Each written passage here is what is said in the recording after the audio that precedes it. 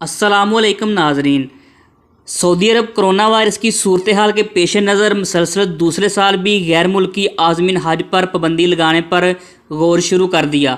गैर मुल्की खबरनिसा एजेंसी की रिपोर्ट के मुताबिक पाबंदी के हवाले से मशावरत हो चुकी, लेकिन अमल दरामद के हवाले से कोई हतमी फ़ैसला नहीं हुआ।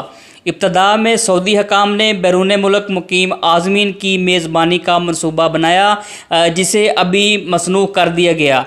सिर्फ इन मुकामी आज़मीन को ही इजाज़त दी जाएगी जिन्हें वैक्सीन लगी है या जो हज से कम अज़ कम 6 माह कबल वायरस से सेहतयाब हुए हैं। इब्तदाई तौर पर यह मनसूबा बनाया गया था कि बैरून मुल्क से कुछ आज़मीन को हज की इजाज़त दी जाएगी, लेकिन वैक्सीन की इकसाम, इनकी अफादियत और वायरस की नई इकसाम मंजर आम पर आने के बाद पैदा होने वाली पेचीदगियों ने हकाम को अपने फ़ैसले पर गौर करने पर मजबूर कर दिया। नाज़रीन, वीडियो अच्छी लगी तो लाइक कीजिए, चैनल सब्सक्राइब कीजिए।